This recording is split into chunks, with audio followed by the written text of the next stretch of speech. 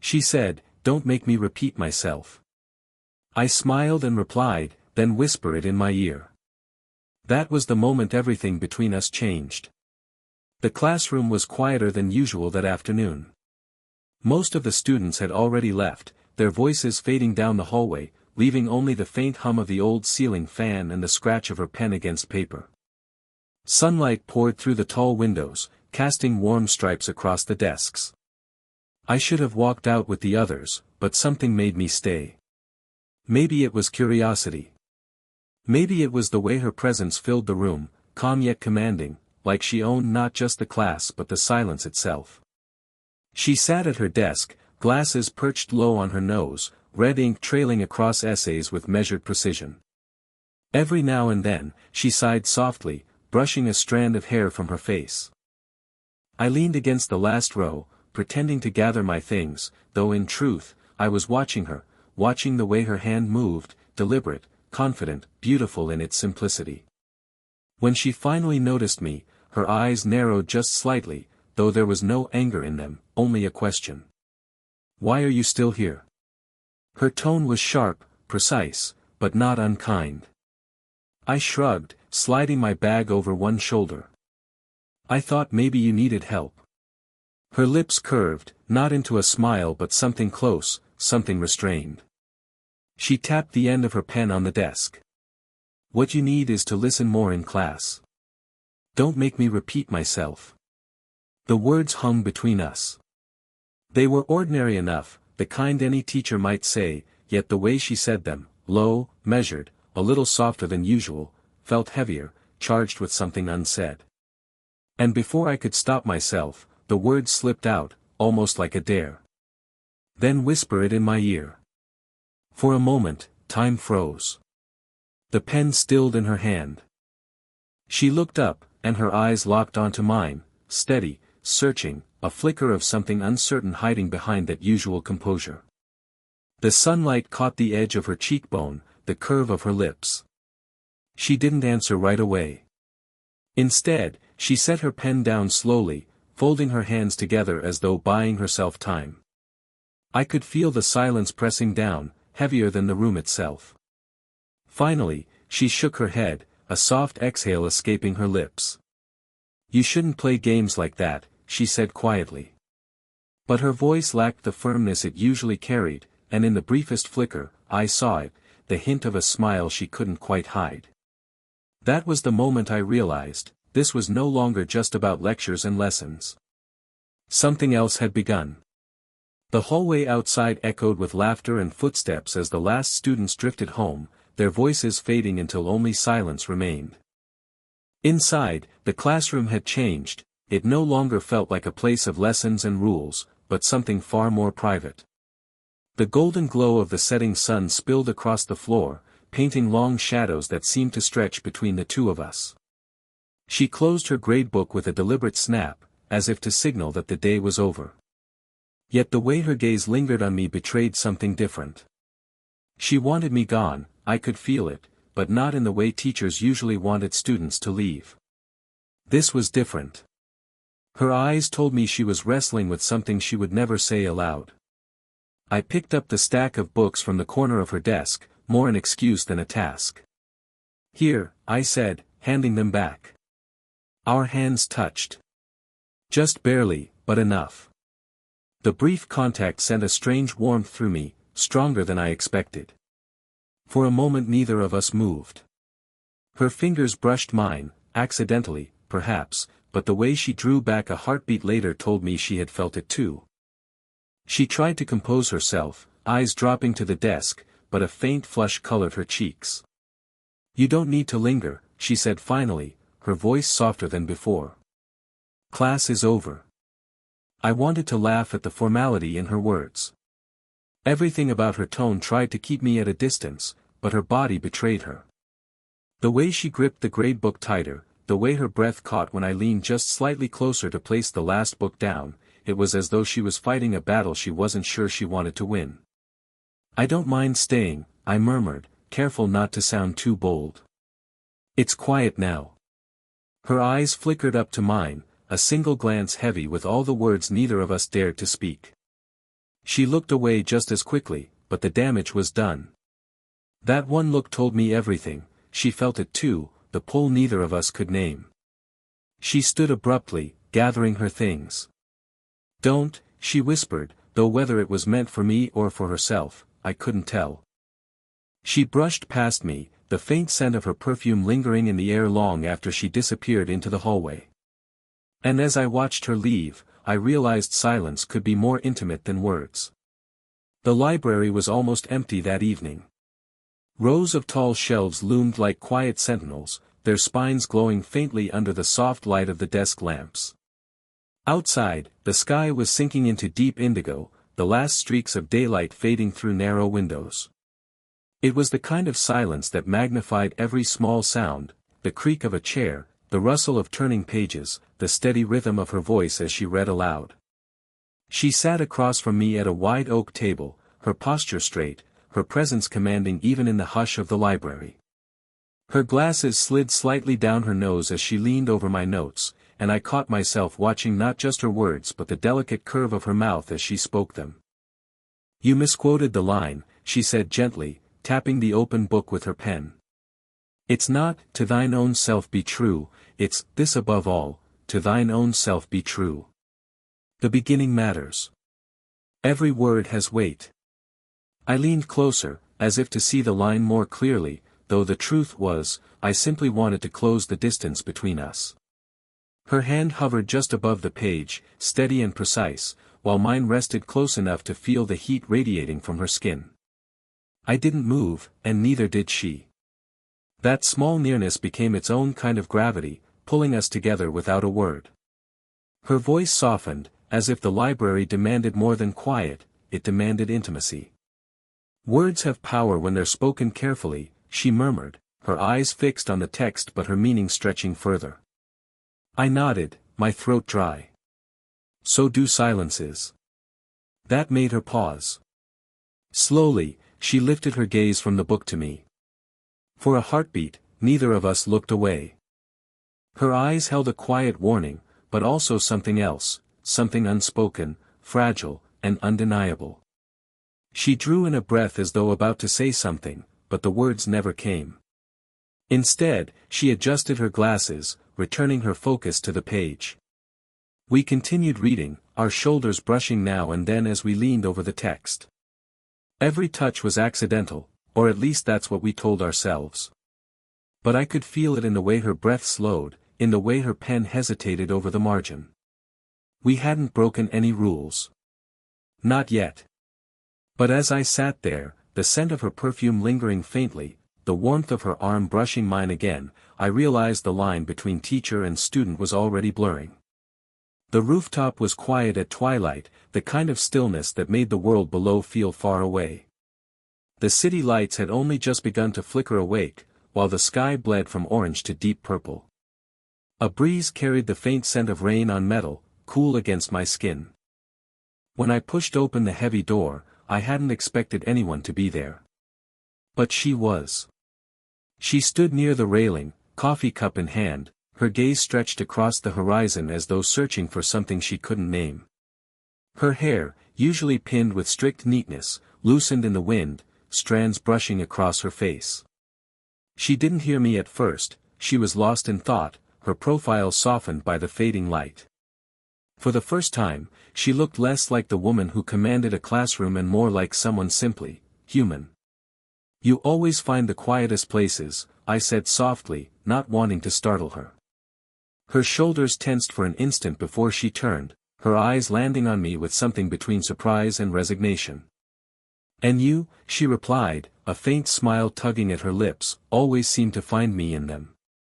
I walked closer, stopping just far enough to give her space, yet close enough that the warmth of her presence brushed against me. She lifted her cup slightly, staring into the dark liquid before speaking again. "Teaching isn't about rules, you know," she murmured.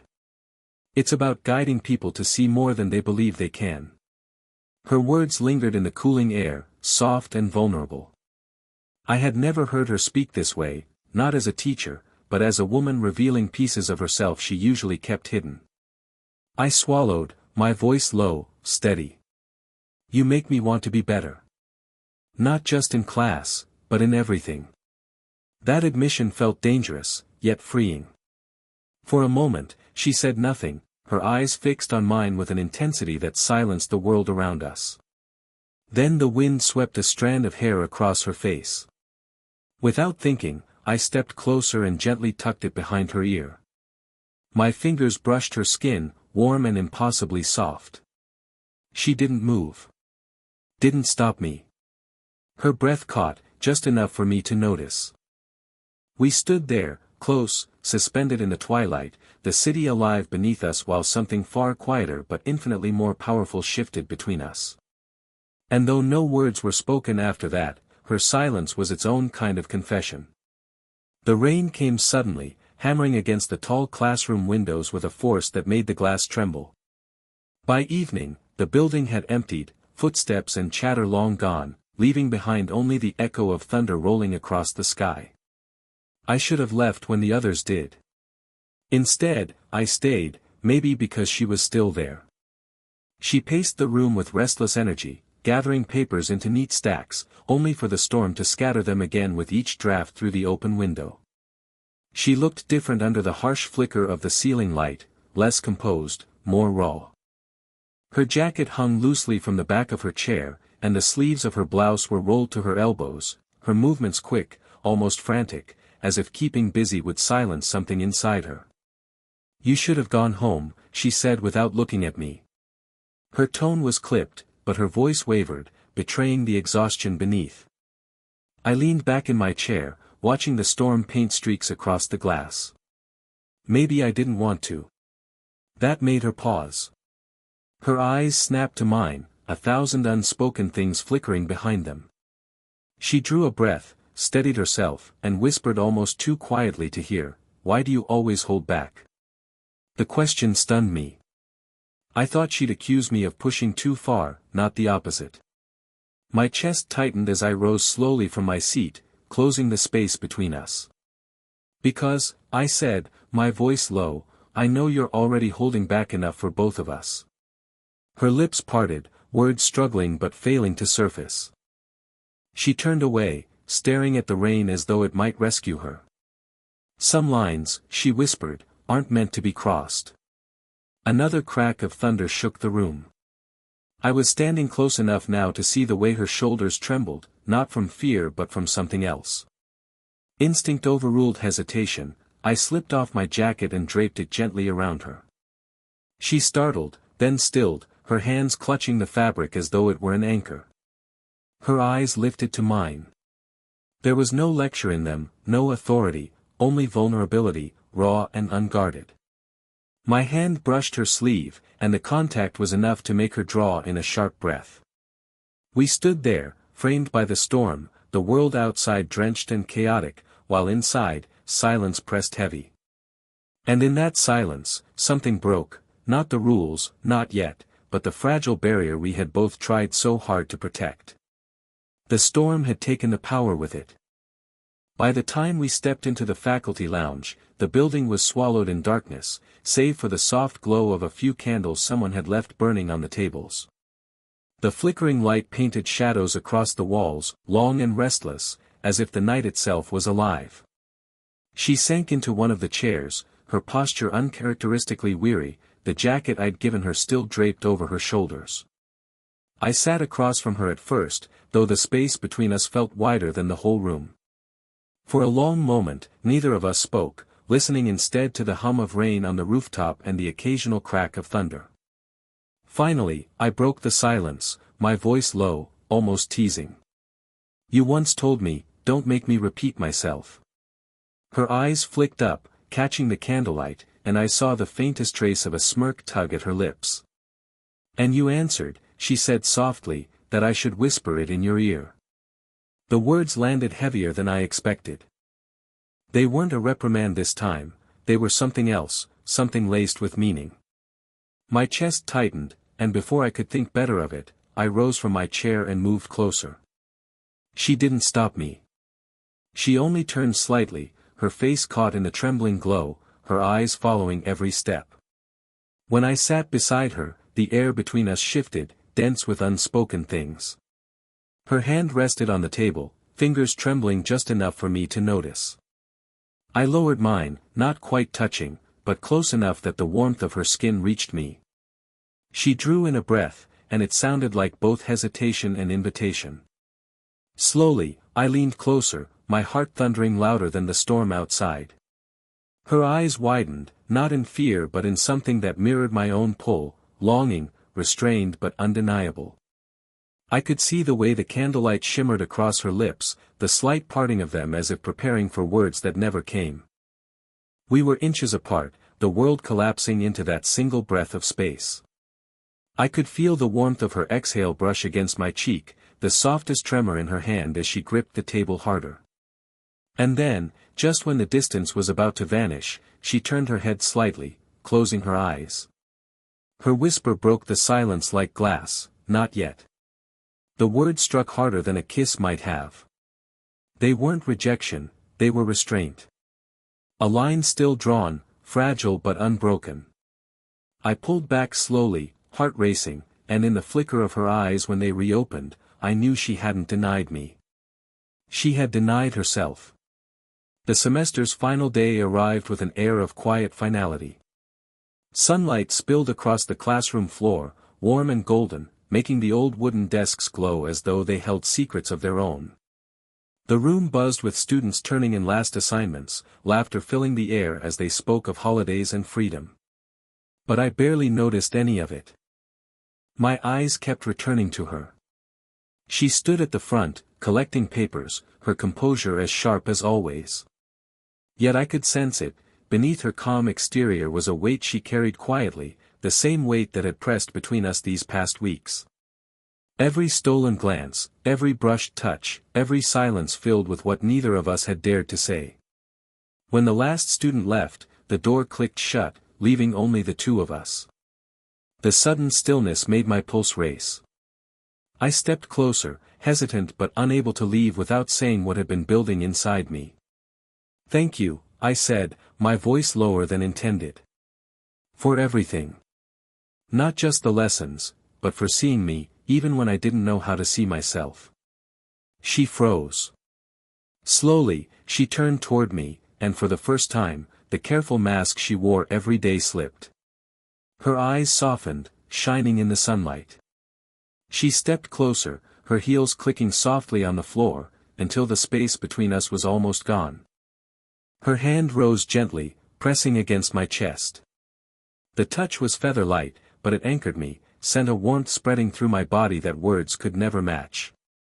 She looked up at me, her gaze steady, and then she whispered, so quietly that only I could hear, "Then hear me now, you've always mattered to me." The words hit with a force greater than any storm, greater than any silence we had endured. They were not dramatic, not loud, but they were real. And in their softness, I heard everything she had held back, every truth she had refused to speak until this moment. I closed the last inch of space not with a kiss, but with something gentler. I leaned my forehead against hers. Our hands found each other, fingers entwining naturally, like they had been waiting for this moment all along.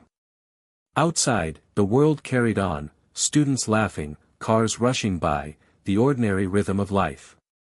But inside that sunlit classroom, time slowed to a hush. There were no more lessons, no more whispered warnings, no more barriers left between us. Only us.